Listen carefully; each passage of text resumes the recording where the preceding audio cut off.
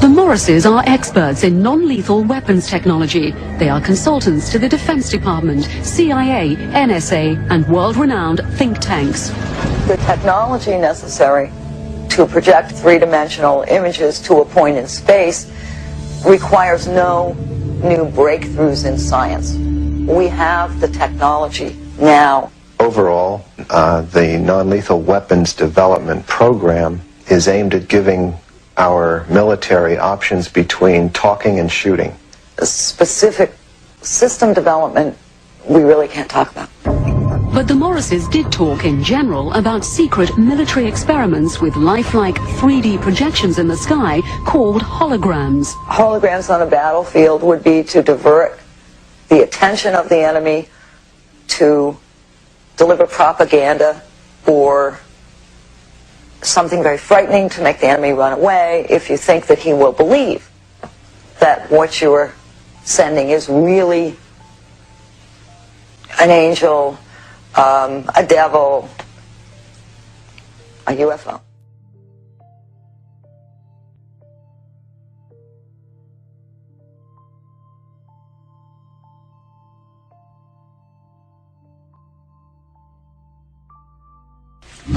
And where could this type of weaponry be tested? Perhaps not coincidentally, along the US-Mexico border at the Army's electronic proving ground in Fort Huachuca, Arizona. Keep in mind that test facilities like Fort Huachuca in Arizona are electrical optical test beds, and part of what they're testing are the effects of these electro-optical devices on a target population. And the target population may be us. America has to test American equipment in America.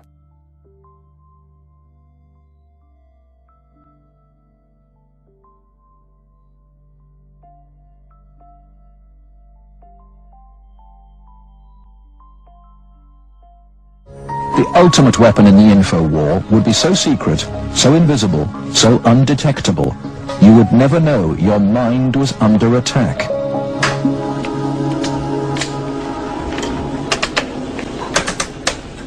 At Laurentian University in Ontario, Canada, a young student is about to undergo one of the strangest experiences of her life. They're hooking Denise's brain up to an electroencephalograph, or EEG machine. For 30 to 40 minutes, this will monitor her brainwaves, while these electric coils attached on either side of her head will immerse her brain in an electromagnetic field. Her brain actually completes the circuit between the two coils.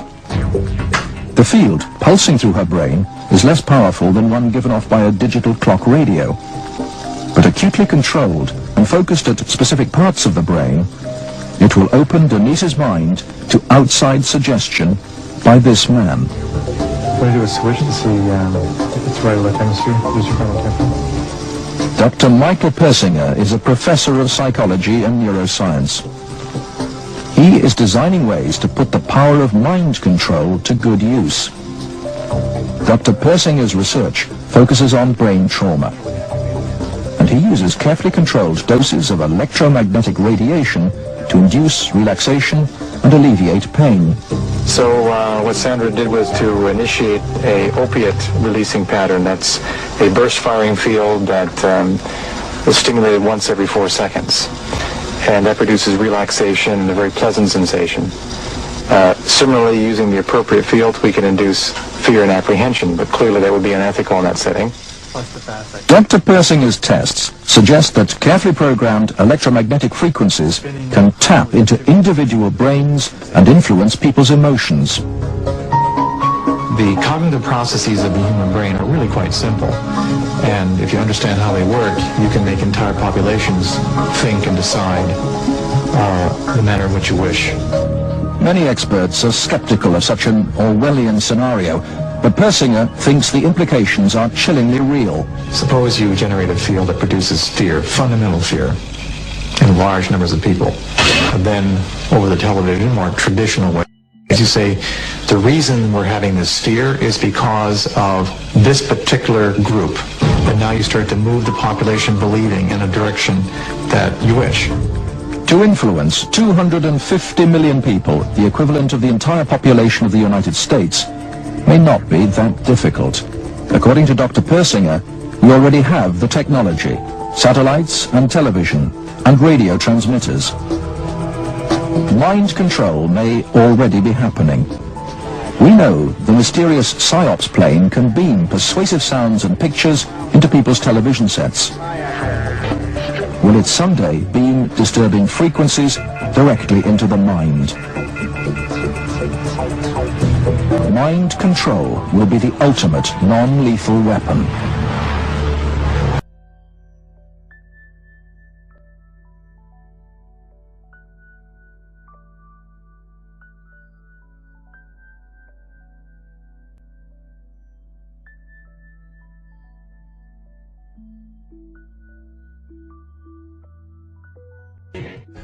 Most people kind of in the back of their mind know there's something going on, but it doesn't have anything to do with football or basketball or my paying my rent, so I don't want to fool with it. It's not important. Yeah, but everybody kind of feels there's something going on. Yeah, because most people live in a box, and they don't want to come out of the box. No doubt about it. They open the lid every so now and again and just peep outside and they close it. Yep. Do you think the governments are going to let us know at some point? I think, I'll tell you what, again, it's just my opinion. Norio Hayakawa is a very good friend of mine. He's rather famous in the speaking circuit. And he's always talking about how he believes that the government is going to stage some kind of a UFO landing, and it's going to frighten everybody, and all the nations will come together and collectively come together as a trick. Like a War of the Worlds. Yeah, like a War of the Worlds. Right. And it's all going to be a trick, he thinks. Right. It's all going to be planned. And I thought, well, wait a minute, if you're going to get there's a lot of intelligent people in this world, and governments are not stupid. So if you're going to pull off something like that, it better look good. Because it's going to be Absolutely. Right, it better look good and very realistic. I have then said, I can look at the same facts that he's stating and come up with a different conclusion. I'm of the opinion that very well possibly there's going to be an alien invasion. And the government knows it. Right.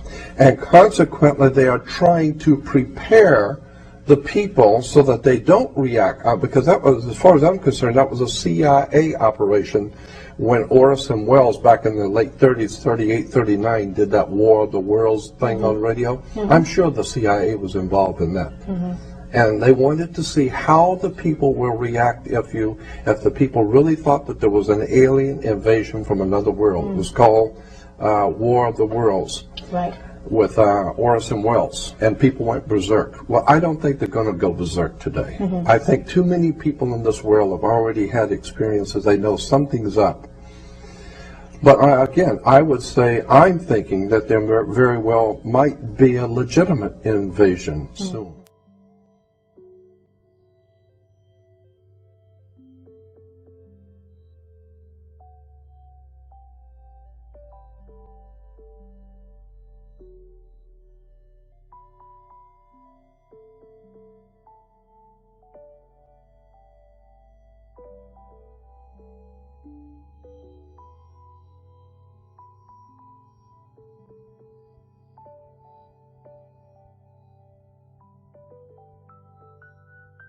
Project Blue Beam is a top-secret operation of the National Aeronautics and Space Administration, also known as NASA, of the United States of America.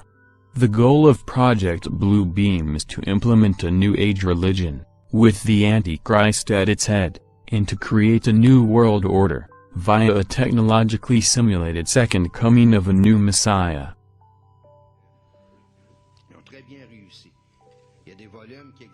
The allegations were presented in 1994 by Quebecois journalist and conspiracy theorist Serge Monast, and later published in his book Project Blue Beam, NASA. In the 1970s and 1980s, Monast was a journalist, poet, and essayist. He was an active member of the Social Credit Party of Canada.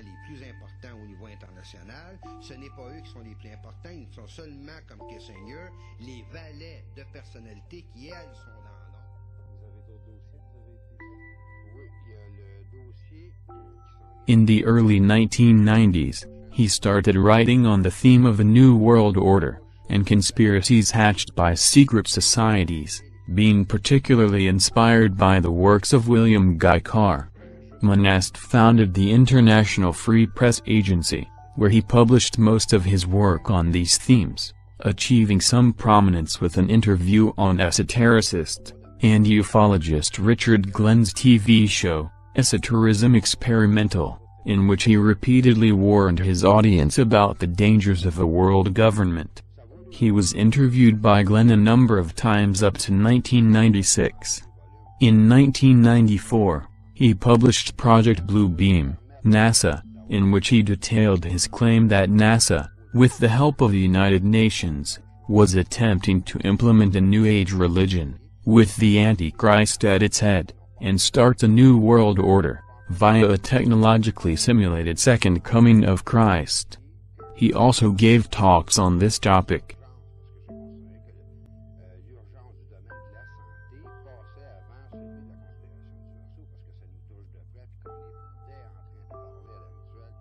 We have before us the opportunity to forge for ourselves and for future generations a new world order, a world where the rule of law, not the law of the jungle, governs the conduct of nations. When we are successful, and we will be, we have a real chance at this new world order, an order in which a credible United Nations can use its peacekeeping role to fulfill the promise and vision of the UN's founders. After 1989, President Bush said, and it's a phrase that I often use myself, that we needed a new world order.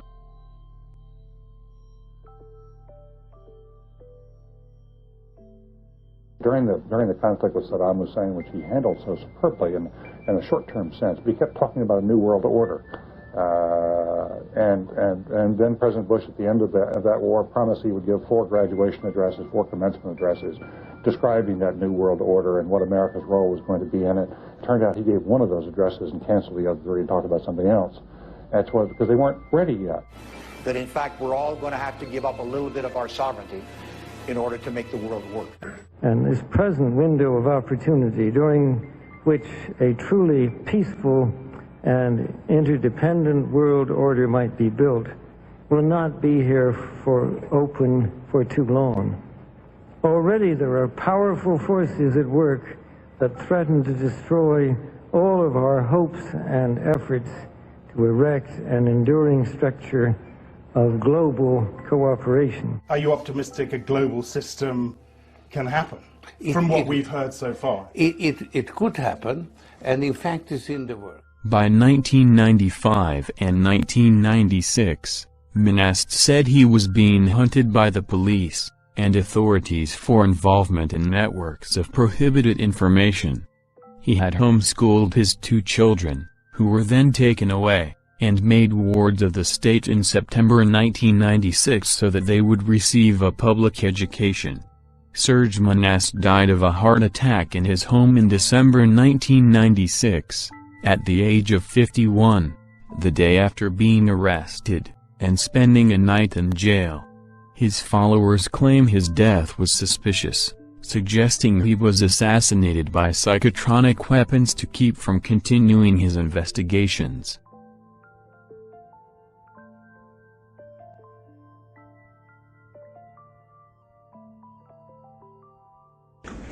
Ladies and gentlemen, the very word secrecy is repugnant in a free and open society, and we are, as a people, inherently and historically opposed to secret societies, to secret oaths, and to secret proceedings.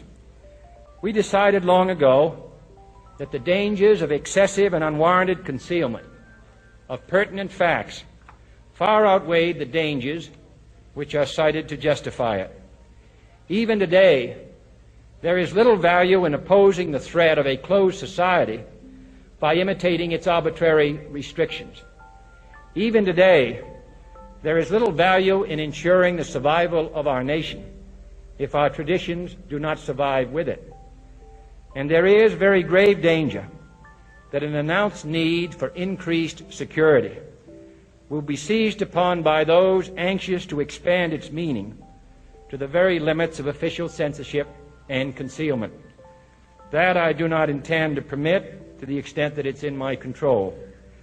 And no official of my administration, whether his rank is high or low, civilian or military, should interpret my words here tonight as an excuse to censor the news, to stifle dissent, to cover up our mistakes, or to withhold from the press and the public the facts they deserve to know. For we are opposed around the world by a monolithic and ruthless conspiracy that relies primarily on covert means for expanding its sphere of influence, on infiltration instead of invasion, on subversion instead of elections, on intimidation instead of free choice, on guerrillas by night instead of armies by day. It is a system which has conscripted vast human and material resources into the building of a tightly knit, highly efficient machine that combines military, diplomatic, intelligence, economic, scientific, and political operations. Its preparations are concealed, not published. Its mistakes are buried, not headlined. Its dissenters are silenced, not praised. No expenditure is questioned, no rumor is printed, no secret is revealed. No president should fear public scrutiny of his program, for from that scrutiny comes understanding, and from that understanding comes support or opposition, and both are necessary. I am not asking your newspapers to support an administration, but I am asking your help in the tremendous task of informing and alerting the American people. For I have complete confidence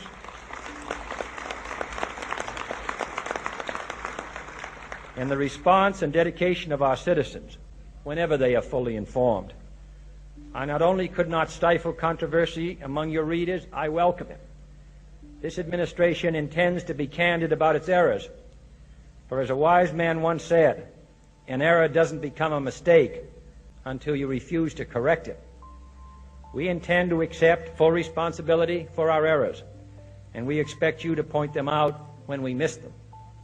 Without debate, without criticism, no administration and no country can succeed, and no republic can survive. That is why the Athenian lawmaker Solon decreed it a crime for any citizen to shrink from controversy. And that is why our press was protected by the First Amendment, the only business in America specifically protected by the Constitution, not primarily to amuse and entertain, not to emphasize the trivial and the sentimental, not to simply give the public what it wants, but to inform, to arouse, to reflect, to state our dangers and our opportunities, to indicate our crises and our choices, to lead, mold, educate, and sometimes even anger public opinion. This means greater coverage and analysis of international news, for it is no longer far away and foreign, but close at hand and local. It means greater attention to improved understanding of the news, as well as improved transmission. And it means, finally, that government at all levels must meet its obligation to provide you with the fullest possible information outside the narrowest limits of national security. And so it is to the printing press, to the recorder of man's deeds, the keeper of his conscience, the courier of his news, that we look for strength and assistance, confident that with your help, man will be what he was born to be, free and independent. The Project Bluebeam operation has 4 different steps in order to implement the New Age religion, with the Antichrist at its head. The New Age religion is the very foundation for the New World government. Without a universal belief in the New Age religion, the success of the New World Order will be impossible to implement.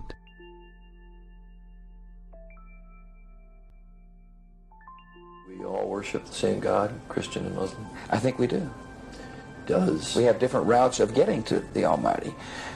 Do Christians and non-Christians, do Muslims go to heaven, in your mind? Yes, they do. We have different routes of getting there.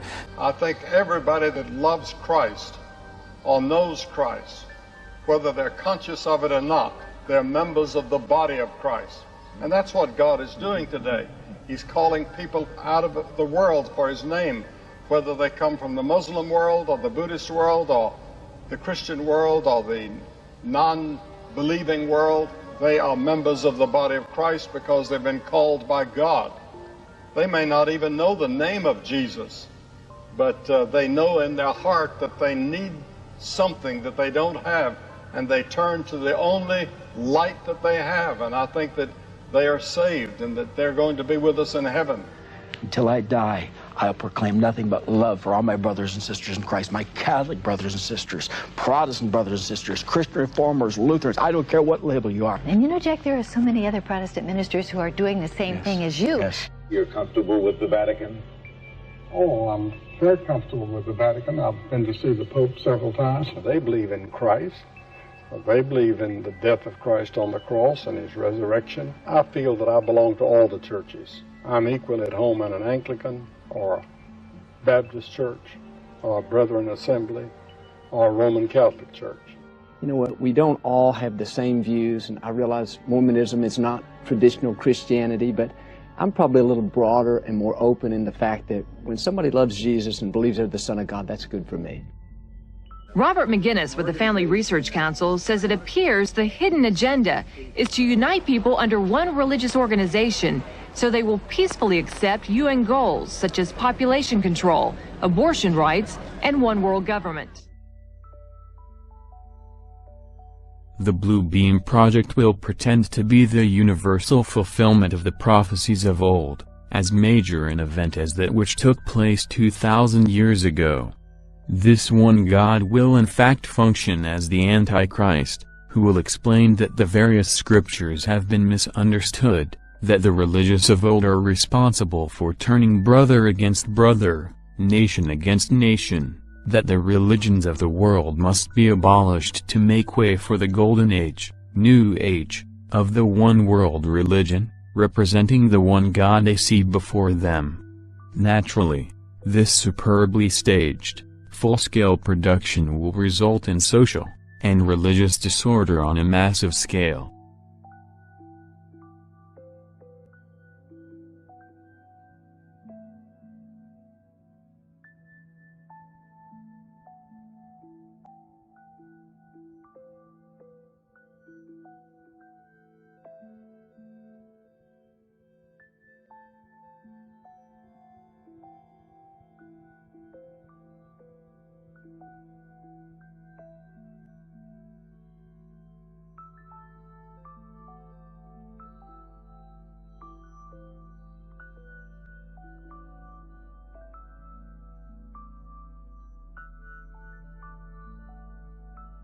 Well, archaeologists in southern Israel making a major discovery, shedding new light on biblical history, uncovering a 3,000-year-old metropolis once inhabited by the Philistines. Well, the Hebrew Bible's ultimate bad guys, one of the city's most famous residents, Goliath, you know, the warrior defeated by a young King David. Joining me now on the phone, the archaeologist in charge of the dig, Aaron Mayer, joins me now. What an exciting find for you, and I understand that you led this dig, one of the many archaeologists that have apparently excavated some pretty compelling evidence. What did you find this week in the city of Gath? Well, first of all, good evening, Julie, or in Israel it's good evening, over there it's good afternoon. We've been excavating at this site for more than 15 years, and we just started our 15th season, and we have about 100 and something people from all over the world, and we found a lot of evidence of a very thriving and interesting culture. And when you read the biblical text and you sort of get the picture of the Philistines being the ultimate enemy of the Israelites, you sort of get an impression that they're just a barbarian culture, and in fact, they're very much of a sophisticated culture, and I would say even that at certain times they're even more sophisticated than the Israelites. It's interesting, you know, on the Happening Now homepage, we posted a quiz question. Who were the Bible's bad guys, as we're calling them today? The Greeks, the Philistines, the Koreans, the Huns, the Jordanians. As we now know, the answer is the Philistines. And you were talking about shedding some light on the culture of the Philistines, who are the, of course, arch enemies of the Israelites. What is it about what you found that proves or disproves that theory? Well, I think, first of all, we know a lot about the Philistines from the biblical text, but that, of course, is a text that's, you know, has its own agendas. You know, it's a religious, ideological text written by the Israelites, so they clearly would view their enemies in a very specific, subjective manner. So what we can provide here is to have a view of daily life of the Philistines and sort of understand what's behind the descriptions of the Philistines in the biblical text. So, for example, the biblical text alludes to the fact that they come from somewhere outside the region, and we can show very clearly that the Philistines in fact arrived from somewhere near ancient Greece. We hear of Philistines with names that are non-Semitic, such as Goliath, such as Achish, and others. We can show this based on the archaeological evidence. And we can even show very simple things of daily life, substantial differences between the Philistines and the Israelites, which probably in ancient times really define these two cultures. Just like today, we very often define the differences between ethnic groups based on what they wear, what they eat. So, for example, the Philistines ate pig and dog meat. The Israelites wouldn't touch that. So this is probably things that were very substantial. And when you look at stories of, like, Samson fighting against the Philistines, but he didn't only fight against them. He also married a couple of them. So there's a very intricate relationship between the Philistines and the Israelites. And it still is. Aaron Mayer, thank you very, very much. We appreciate you coming on. We're going to take a... The first step of Project Blue Beam concerns the breakdown of all archaeological knowledge. This will apparently be accomplished by faking earthquakes at precise locations around the planet. At these new locations, supposedly new discoveries will finally explain to all people the error of all fundamental religious doctrines, specifically the Christian and Muslim doctrines. The falsification of this information will be used to make all nations believe that their religious doctrines have been misunderstood for centuries, and misinterpreted. These new rediscoveries will be used to discredit all fundamental religious doctrines. This is the first preparation for the plan for humanity, because what they want to do is destroy the beliefs of all Christians and Muslims on the planet. To do that, they need some false proof from the far past that will prove to all nations that their religions have all been misinterpreted and misunderstood. All right, it is great to have you along for breakfast this morning. Our next guest, Lloyd Pye, is the caretaker of what's referred to as the Star Child skull, an unusually shaped skull found in Mexico. Now, he's in the country in New Zealand this week raising money to research the skull's origins, which he believes could be alien. Lloyd Pye is with me. Good morning to you. Thank you. And welcome to New Zealand. Good to be here. We've got a couple of skulls here, and we only have a few minutes, and you've spent how many years on this project? 11th year. In the 11th year. Right. We only have a few minutes. These are model skulls. This is the skull of a slightly smaller than usual normal human being. Right. And this is an exact replica of the skull that was found in Mexico in, what, 1930? Right, exactly. All right. Well, the differences are that the bone in this one is half as thick as it should be. If you're welcome to pick them up and feel. The difference in weight is substantial. Exactly. Yeah, if you hold that one, you'll see. Yeah, that's very, very light. Right. And yet, it has been deemed to be twice as strong as average bone. Right. It's got some fibers woven through it, Paul, that is like no other bone in the world. There's no other bone we know of that has these fibers woven through, and those add strength to it. Another thing that does is the bone itself is more like tooth enamel than bone. It's much harder than average bone due to its chemistry. So that's one of just many things that are very, very unusual about this skull. As we were saying, it weighs half as much, the bone is half as thick, it's 2 or 3 times as hard. If you look around here at the rear, one of the most important differences is this area right here is, as you can see and feel, is a dent. We all have a knot at the rear of our heads. Yes. Everybody has that. And that's human, monkey, chimp. Every animal that's got a head attached to a neck has this. This does not. This is missing that. Right. There are also some interesting nasal formations there too, aren't there? Well, it has no sinuses, for example. It's got very, very shallow eye sockets. So if it had eyes like human eyes, it would be very dangerous because it would be bulging off the face. Now, the one thing that, I mean, there are certain things we know as an absolute fact. We know as an absolute fact that this is bone. We know as an absolute fact that it is a skull. Exactly. So those things we know. Now lay people are going to look at that and they're going to say, is it not just a deformity?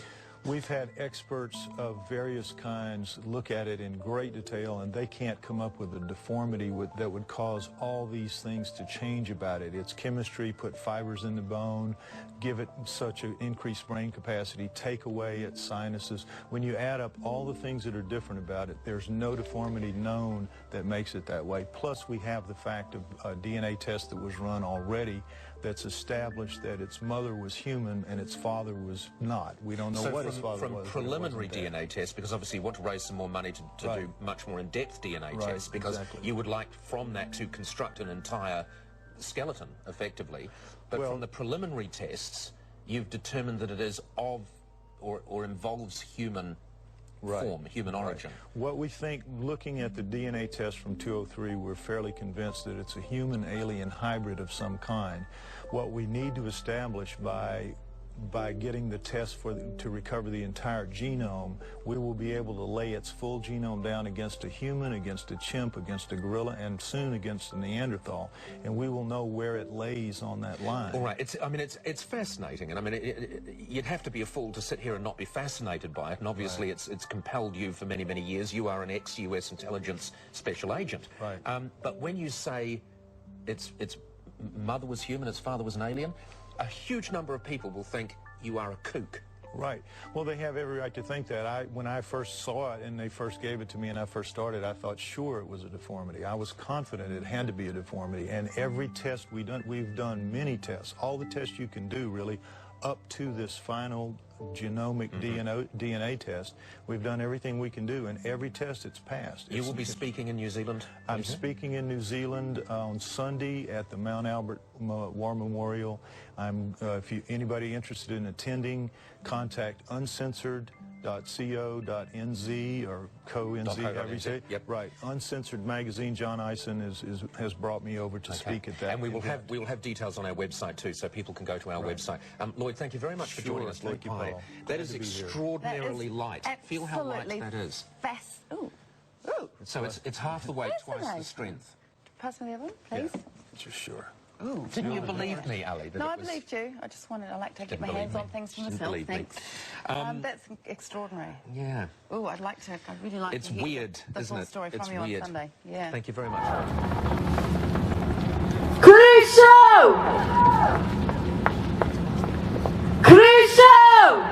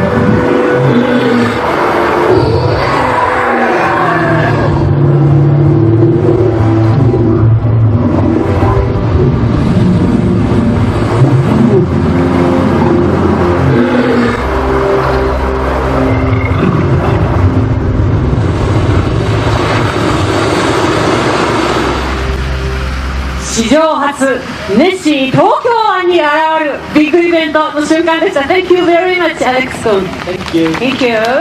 さあ。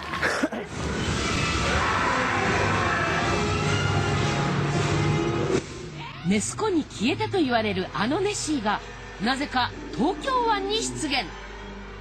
お台場の海で暴れるこのネッシー、実はこちらウォータースクリーンというもので、特殊機器によって水を扇状に吹き上げスクリーンを作り出し、立体的な動画を映し出す新技術なんです。ネッシーと少年の友情を描いた映画のイベントが行われ、水のスクリーンに現れたネッシーは全長15メートルとなかなかの迫力でした。The second step of Project Blue Beam involves a gigantic space show with three-dimensional optical holograms, sounds, and laser projections of multiple holographic images to different parts of the world, each receiving a different image according to the predominating regional national religious faith. This new God will be speaking in all languages. At the end of this light show, the gods will all merge into one God, the Antichrist. These holographic images will be projected from space-based laser-generating satellites, beaming simultaneous images to the four corners of the planet. We see tests of these holographic images every once in a while.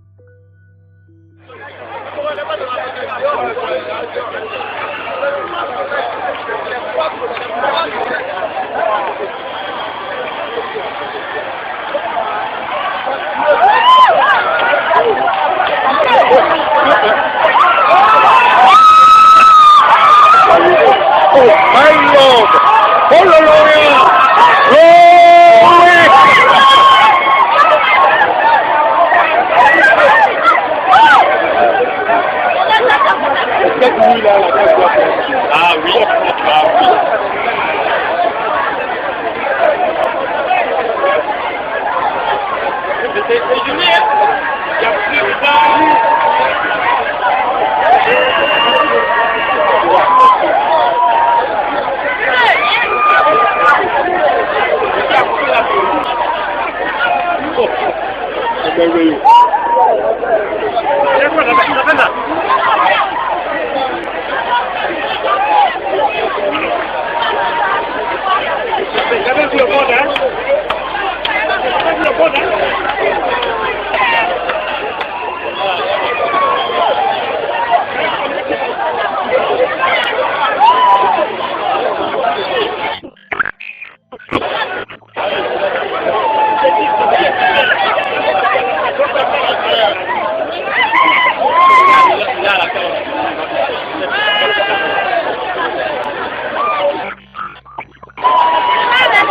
Monsieur Philippe, non, c'est vrai que non, Dieu, il s'est levé de côté. Je me tiens à la scène, Alléluia! Amen!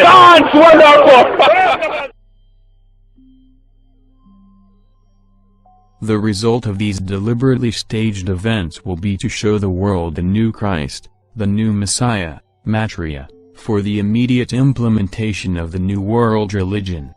The voice of the new Messiah will be accomplished with the aid of a Soviet supercomputer, fed with the minute physio-psychological particulars based on their studies of the anatomy and electromechanical composition of the human body, and the studies of the electrical, chemical, and biological properties of the human brain. In the 1960s, Professor Jose Delgado took a normally hostile bull and implanted electrodes into its brain, electrodes that could be activated by a radio transmitter. His objective was to see if stimulation of the bull's midbrain could short-circuit the rage signals, stopping the bull before it reached the matador. After the bull had recovered from the implantation and in mid-charge, the button was pressed. The bull's aggression ceased instantly. A clearer experiment was performed with cats. In this classic example, the hypothalamus, the rhythm maker, was implanted with electrodes. Could it be responsible not just for rhythms, but also for rage? The switch is turned.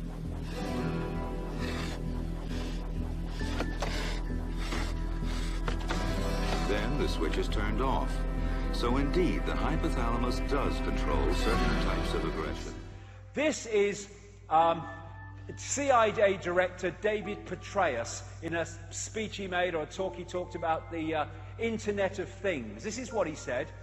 Items of interest will be located, identified, monitored, and remotely controlled through technologies such as radio frequency identification, microchips, sensor networks, tiny embedded servers, and energy harvesters, all connected to the next generation of internet using abundant, low-cost and high-power computing that would transform the art of spying and allow people to be monitored and automatically without planting bugs or direct infiltration.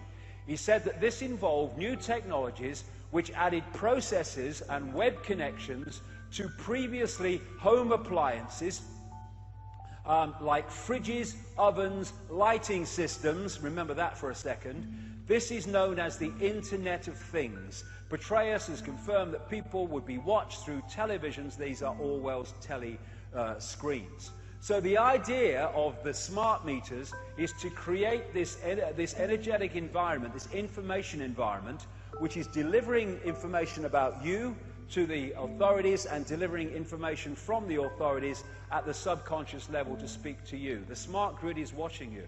And the idea then is to connect these grids in different countries into a global grid. They talk about it in their documents. These computers were fed, as well, with the languages of all human cultures, and their meanings. The dialects of all cultures have been fed into the computers from satellite transmissions. The Soviets began to feed the computers with objective programs like the ones of the new Messiah. It also seems that the Soviets, the New World Order people, have resorted to suicidal methods with the human society by allocating electronic wavelengths for every person, and every society, and culture to induce suicidal thoughts if the person doesn't comply with the dictates of the New World Order. Deadly and dedicated. In this note from White's diaries, it says, "Call Lovell regarding TD." TD was a rather transparent cover for Truth Drug. George White worked with the Truth Drug Committee here at St. Elizabeth's Hospital in the nation's capital. They experimented with mescaline, scopolamine, and marijuana on unwitting victims. The committee soon learned there was no easy panacea, no truth drug at this stage.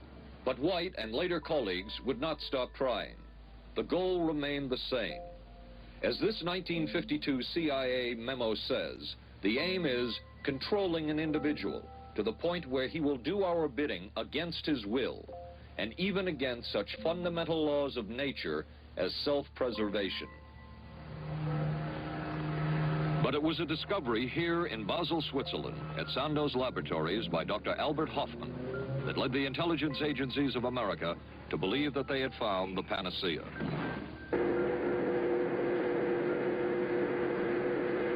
The discovery was lysergic acid diethylamide, LSD. From a previously classified deposition of Dr. James Cattell, who administered the mescaline derivative, on the purpose of the drug testing, to produce symptoms similar to those that you see in schizophrenia, on how much the patient knew about all this. We didn't delineate all the possibilities of what might happen because then you contaminate your experiment. Cattell then relates that he never even knew what drug he had given Harold Blauer because of the secrecy of the Army experiments. We didn't know whether it was dog piss. This was secret. This was a secret. We weren't in on it. We asked Blauer's daughter Elizabeth for her reaction. What? How can anybody react to that? I mean, that is so far from what you'd expect from a human being, never mind a doctor, never mind a professional specialist who's supposed to care about people's minds. It's unbelievable. A suit filed by Elizabeth Barrett against the Army Chemical Corps is now pending in federal court. Other Army experiments continued on mental patients around the country. Work done at the Tulane Medical Center in New Orleans involved several drugs, hallucinogenics, and electrodes implanted in the brain. The chief researcher was Dr. Russell Monroe, now head of the psychiatry department at the University of Maryland. These are various progress reports written by Dr. Monroe and recently obtained by ABC News. From one of the progress reports, a report of a woman who had electrodes implanted in the brain and was then given LSD and other drugs. She became agitated, cried, lapsed into a trance-like state.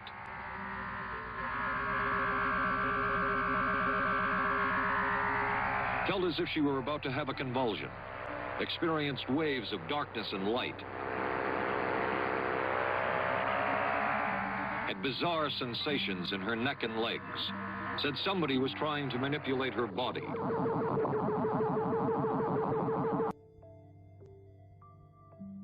The third step of Project Blue Beam deals with telepathic electronic two-way communication, where ELF, extra low frequency, VLF, very low frequency, and LF, low frequency, waves will reach each person from within his or her own mind, convincing each of them that their own God is speaking to them from the very depths of their own soul.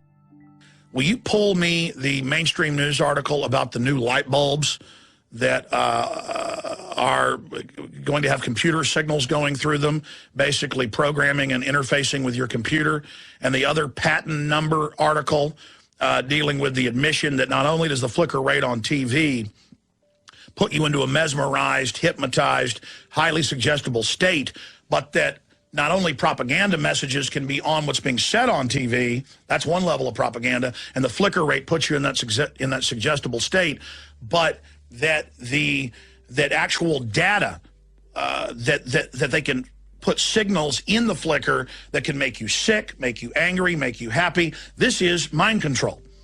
you know, 100 years ago, how would a hypnotist hypnotize you? You know, they do it by having you watch a flashing light or a watch. Well, this is 21st century versions of that. You know, watch the watch, listen to me, do what I say.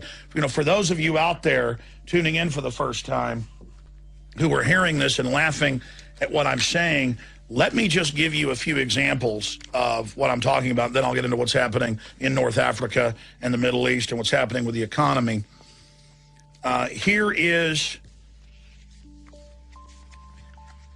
yeah, this is good, but there's one other. There's the actual article on this patent. There's one more article I need, guys. Yeah, thank you. The actual article about the patent. But here's the patent. It's patent 6-506-148, and it's at the U.S. Patent Office. Current U.S. class, current international class, and it's got its coded larger number there, U.S. patent document. This is from January 14th, 2003, and this is just one of countless patent documents that are out there dealing with this, and it's titled Nervous System Manipulation by Electromagnetic Fields from Monitors. Psychological effects have been observed in human subjects in response to stimulation of the skin with weak magnetic fields that are pulsed with a certain frequency near the 1.5 hertz to 2.4 hertz, such as to excite a sensory resonance. Many computer monitors and TV tubes, when displaying pulsed images, emit pulse electromagnetic fields of sufficient amplitudes to cause such excitation. It is therefore possible to manipulate the nervous system of a subject by pulsing images displayed on a nearby computer monitor or TV set. For the latter, the image pulsing may be embedded in the program material. Did you hear that on the actual video that they're feeding into it? You know, the original signal, or it may be overlaid by modulating a video stream, either with an RF signal or as a video signal.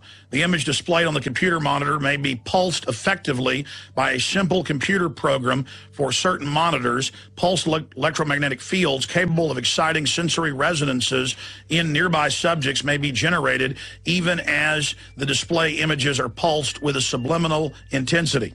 That means you don't know about it or notice it. And here's an article about it. Patent, nervous system manipulation from TV monitors. Now, we've had Dr. Nick Begich, whose brother is also a U.S. Senator, his father, a former congressman who was murdered. But side issue, Dr. Nick Begich has always tried to explain to me, Alex, yes, they admit they want to put lithium in the water to calm us, and now that's mainstream news. Even Fox News reports how great it's going to be to have lithium in our water, and how Japan's moving to do it, and how sodium fluoride also brain damages you and calms you and makes you servile and lowers your IQ. But he said that's child's play compared to the thousands of patents, most of them U.S. government, dealing with electromagnetics through cell towers, through TV towers, through cell phones, where they can modulate and make you throw up, make you become giddy, make you have an aphrodisiac, make you die, make you have a heart attack. And I remember close to 10 years ago, the Baltimore Sun, somebody ought to research it and pull it up, I forget the exact headline, but it was DARPA looking at ways to calm the public during riots. They're not just looking at sound cannons or microwave guns. Now those are rolled out at the Tea Party, as you've seen. I was kooky to cover it 10 years ago. Now it's mainstream news, and it's being used against us. But they said they're also getting ready to deploy towers that put off a magnetic resonance that will calm people during emergencies. Such rays from satellites are fed from the memories of computers that have stored massive data about every human on Earth, and their languages. The rays will then interlace with their natural thinking to form what we call diffuse artificial thought. That kind of technology goes into the 1970s, 1980s, and 1990s research where the human brain has been compared to a computer. Information is fed in, processed, integrated, and then a response is formulated and acted upon. The fourth and final step of Operation Bluebeam involves making humanity think an alien invasion is about to occur at every major city in the world. Wow. There's lots going on this planet, Wow. as you know. Wow, a guy that talks to 16 million people a day. I'm lucky if I talk to 2 million. George Noory, the icon, second biggest radio show in the world, calling in. George, so much is happening. I'm glad you called because all these military personnel said UFOs were going to show up yesterday and today. I made fun of it, and here's ABC News. FAA unable to identify object flying over New York City. And I look at it, it looks like something out of Star Wars or The Fifth Element. You're the expert on this. What in the world is going on? It is bizarre. That's going to be our first hour tonight, Alex, on Coast to Coast. Nobody knows what's going on. Police say it could have been a balloon. Now, balloons don't stay stationary up there unless they're tethered. There was no tether. Balloons don't have big lights on the front of them like out of Blade Runner. Exactly. And what about the reports of China shutting down airports? Something bizarre is going on here. Now, you know, I'm going to be one of the first to say, look, some of this could be governmental. There's no doubt about that. But I've always believed that this planet's been visited by ETs, and we might have even been seeded by them. But something's going on. If all this is real, and they're coming back now, it's strange. But you got to remember, there's always been a talk about Project Bluebeam, and that is a false flag, a UFO invasion to get us all riled up so the New World Order can do what they want to do. You're aware of it, I'm aware of it, and I think we need to constantly watch that possibility. People can find out all of this at davidike.com, but the final issues I want to cover with you, you were just on, wasn't it just last week, David? Yeah, last week, mate. And we were talking about Project Bluebeam, a staged fake alien invasion. And folks, if you don't believe us, just search the term Project Bluebeam. Part of it's been declassified. It goes back to the 60s and 70s.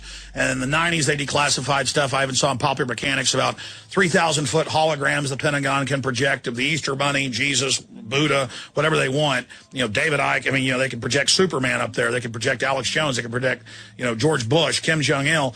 They could do anything they wanted, and they admitted to unify the earth against an outside alien threat. That's how they want to get their world government. Right. Well, to then see these, quote, military people come out and say, the aliens will arrive over major cities, including New York, on the 13th.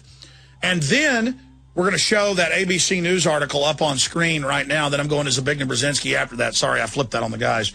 FAA unable to identify object flying over New York City, and it looks like something out of you know, Star Wars / The Fifth Element, hovering with, you know, lights on it and everything. Well, we know they've got all sorts of hovercraft. We know the Germans had stuff that looked like flying saucers. That's where the original stories. We know they say the SR-71 Blackbird in service in 55, developed in 52. So they say the fastest plane in the world, you know, over 50 years ago. Total baloney. We know that they kept for 20 years secret the B-2 bomber. We know that DARPA had computers and internet in the 60s. We know all that, but to now have the Pentagon and the press club and all this promotion and all these TV shows and all this push that aliens are about to land. David, I'm going to give you the floor for about 5 minutes on this, then I've got the Zbigniew Brzezinski clip and about how we're going to win. We'll get your take on that, and I'll let you get out to you know, some of the other interviews and things you're doing there in New York City. But, I mean, here it is, because this morning I'm like, oh, the UFOs didn't come, and then boom, they arrive. There's reports all over the world. I mean, this is big. I mean, if aliens are showing up, folks, they're not going to have Air Force officers telling you they're about to arrive. And we need to look up the names of all these people and really do some deep research, because we know there's a government program to stage this, to unify people, and also to cover up your research that there is off-world activity and that they're trying to create a hoax to control that situation. David, for about 5-6 minutes, you've got the floor. Then I've got one other issue for you. David Icke of davidike.com.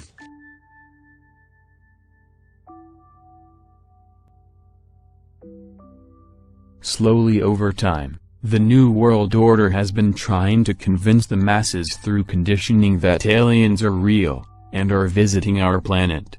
As part of the Iron Mountain Report, supposedly commissioned by the United States government in the early 1960s, a possible alien threat scenario was envisioned in this report as a means to uniting the masses together against an alien invasion.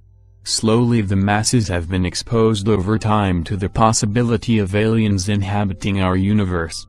The movie Independence Day was the first to forward this notion, along with Battle, Los Angeles and many others.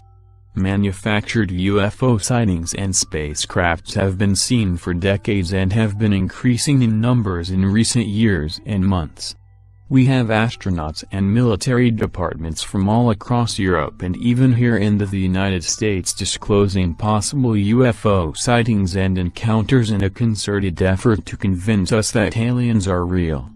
We even have the Pope and the Vatican's astronomy experts telling us that aliens are real. More secure for you and your children. I couldn't help at one point in my discussions privately with General Secretary Gorbachev, when you stop to think that we're all God's children wherever we may live in the world, I couldn't help but say to him, just think how easy his task and mine might be in these meetings that we held if suddenly there was a threat to this world from some other species, from another planet, outside in the universe. We'd forget all the little local differences that we have between our countries, and we would find out once and for all that we really are all human beings here on this earth together. But there are no aliens there. So then when the Roswell thing came up, I knew we'd get, gazillions of letters. So I had all the Roswell papers reviewed, everything. If you saw that there were aliens there, would you tell us? Yeah. You would? I would. Well, I think, look, what do we know? We know now we live in an ever-expanding universe. We know that there are billions of stars and planets literally out there, and the universe is getting bigger. We know from our fancy telescopes that just in the last 2 years, more than 20 planets have been identified outside our solar system that seem to be far enough away from their suns and dense enough that they might be able to support some form of life. So it makes it increasingly less likely that we're alone. Oh, you're trying to give me a hint that there are aliens. No, I'm trying to tell you I don't know. Oh. But if we were visited someday, I wouldn't be surprised. I just hope that it's not like Independence Day. Yeah, right. That it's a conflict. Well, now we have friendly Maybe the only way to unite this incredibly divided world of ours. They're out there. We better think of how all the differences among people on Earth would seem small if we felt threatened by a space invader. That's the whole theory of independence. You're right. Everybody gets together and makes nice and, You and Bill O'Reilly would be hiding in a bunker together. Yeah. Old Bill O'Reilly, he'd every mean thing he ever said about me. That's the thing. I don't care. Look at that.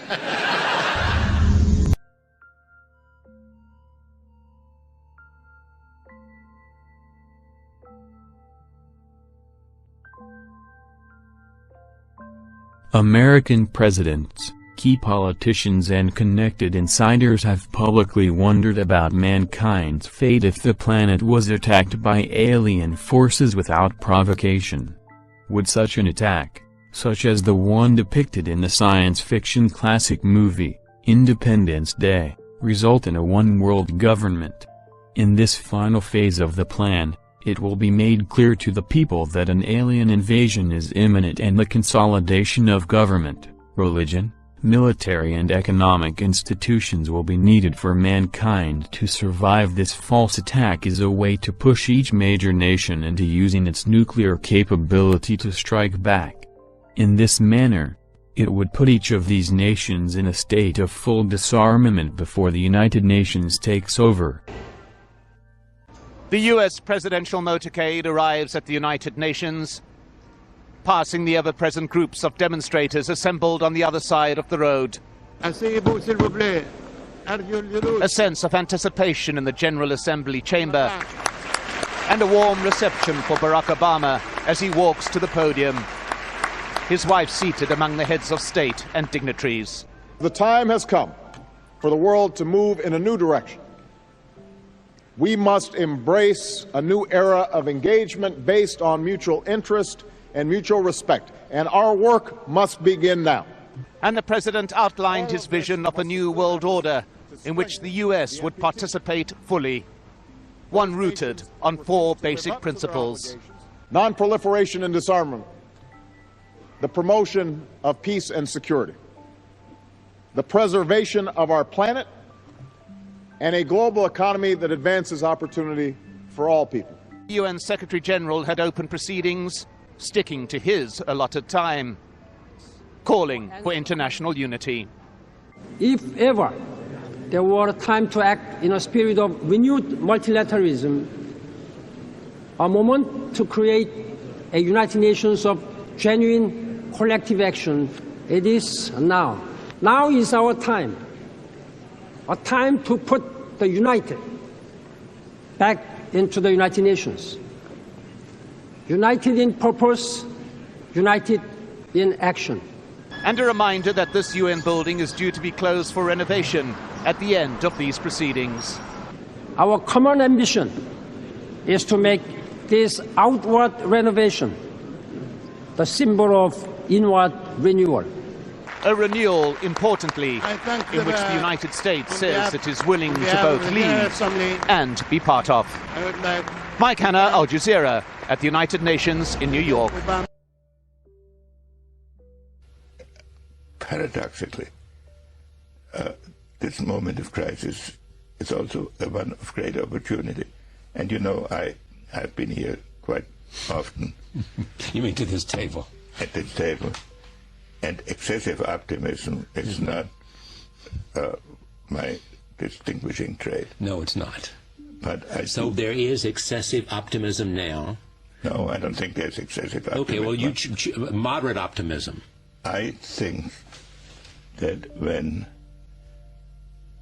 the new administration assesses the position in which it finds itself, it will see a huge crisis and terrible problems.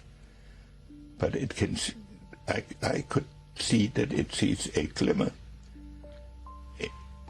in which it could construct an international system out of it.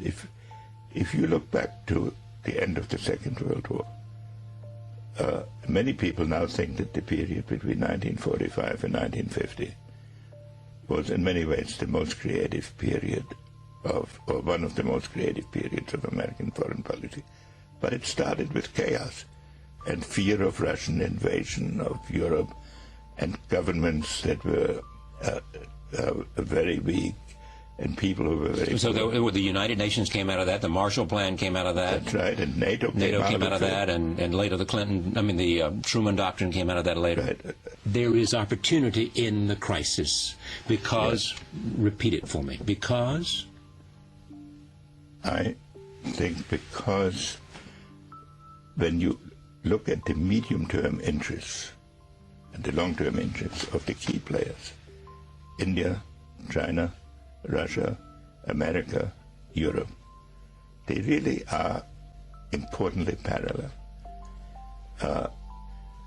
That we should not look at this current situation from a posture of being paralyzed by the symptoms of crisis. Fair enough. Within the crisis, there is opportunity. But when you talk about a new structure, I'm not sure you've used the term new world order. I mean, what is it? Is it simply a world order that's defined by new interest and new mutuality of interest? Well, that's certainly how you have to start. And I know the view that you start by converting the whole world to our political philosophy. I don't think that can be done in 1 or 2 terms of an administration. That's a historic process that has its own rhythm. Has it suffered a setback, A, because of Iraq, and B, because of the economic crisis? And what suffered a setback? The idea of America leading and building a whole new consensus for a kind of... Look, there are so many problems in the world at this moment that can only be dealt with on a global basis. And that's unique. Proliferation. Environment. Environment. In some cases, global health. Right. So all of these issues necessitate a global approach. So you don't have to invent an international order. And so every country has to mitigate its pure national interest by the global necessities to some extent. Or define its natural interest or define its national by the interest, global necessities. But it cannot push its own technically selfish interests in talking to the leaders of the world that I have met and counted in recent months. To what extent their willingness to cooperate with America has been enhanced by the very recent crises. The economic crisis. The economic crisis, and also the way the whole international system is evolving. And I'm not saying that leaders will be able to be up to all the opportunities that I may, as an outsider, may perceive. But I think they can start moving in that direction. And I'm actually fairly hopeful that we will be moving in that direction. It seems to me the larger point you're making is that the economic crisis that is prevalent in the United States, in Europe, in Russia, and in China, India, offers an opportunity to make a case for something new rather than something old. Yes, funnily enough, even the jihadist crisis is teaching everybody. It's bringing home to everybody that international affairs cannot be conducted entirely by drawing borders and then defining international politics by who crosses what borders with organized military force. This has now been reinforced by the fact that the financial crisis, which totally unexpectedly has spread around the world, limits the resources that each country has for a foreign policy geared to assertion of its own pure interests. So every country is obliged to set certain priorities, so that foreign policy now becomes an exercise into seeing whether the inevitable priorities that each country has to set for itself can be meshed in some manner to reinforce each other. Can it be done? I don't know that. It should be attempted, and I think there's a good chance of it. What would you call this age, this opportunity, this moment? It's a good question. I haven't condensed it into